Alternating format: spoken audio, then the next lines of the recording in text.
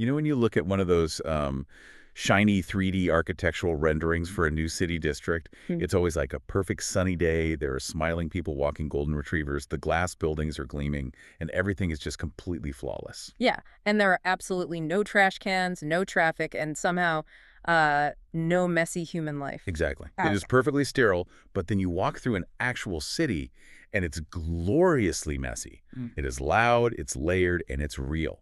So today we're doing a deep dive into the invisible forces that physically reshape our cities, basically deciding whether you get that sterile glass box or a vibrant neighborhood. Right, and we were looking at a really fascinating essay that uses a strict Marxist lens to analyze modern London's development. I should clarify right up front, we aren't here to endorse that specific political economic worldview. Yeah, we're definitely not taking sides here. Exactly. We are just using it today because thinkers like Henri Lefebvre, DavidHarvey, and Neil Smith, they offer this brilliant framework for understanding why spatial inequality happens. Right, so starting with Lefebvre, he actually has this famous triad for how he experiences city.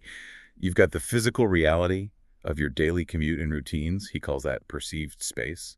Then you have conceived space, which is the abstract top-down blueprint driven by developers and planners. Right, so that is your shiny 3D rendering. Yeah, exactly. And then the third piece is lived space. That's the actual on-the-ground experience, the history, and the meaning created by the people who actually inhabit a neighborhood. So it's the real soul of the city. Yes. The friction usually happens when the developer's conceived space clashes with the community's lived space.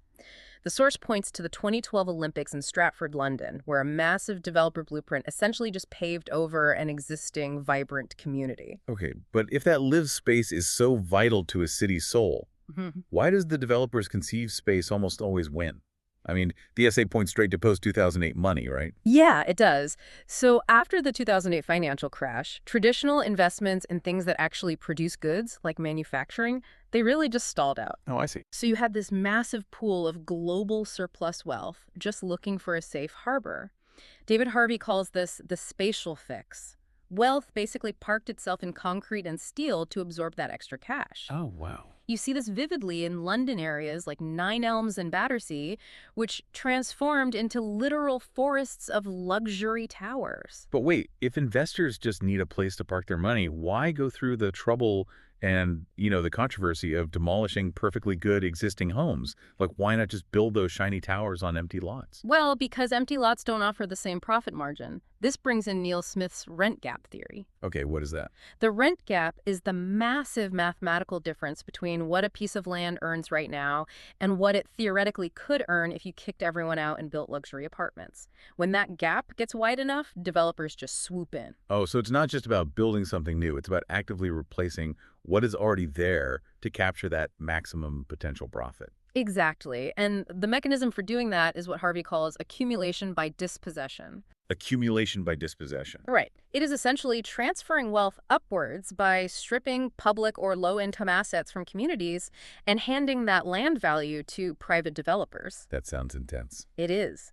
The essay points to the demolition of massive London housing estates like the Heygate and Aylesbury as stark examples. The land was stripped from the public, residents were displaced, and the immense new value was accumulated by private capital.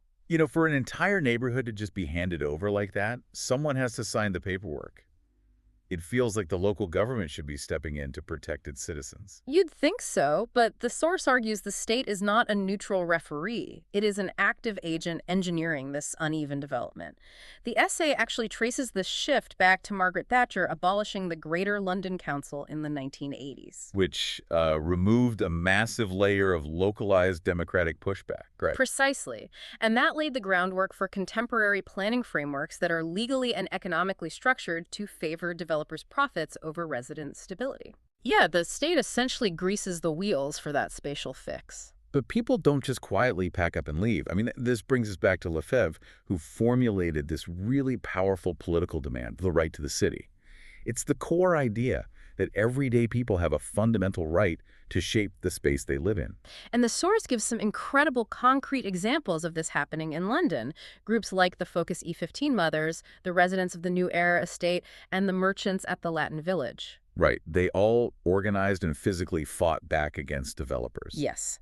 They are demanding that their neighborhoods maintain their use value, meaning simply a place to live and work. Rather than being converted into exchange value, where the neighborhood is just like a financial asset on a global spreadsheet. Exactly.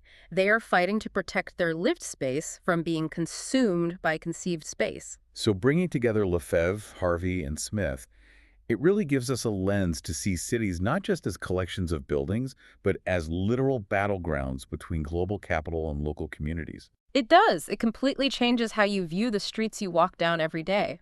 Next time you walk past the newest, shiniest mega development in your own city, look past that sterile 3D rendering on the construction fence.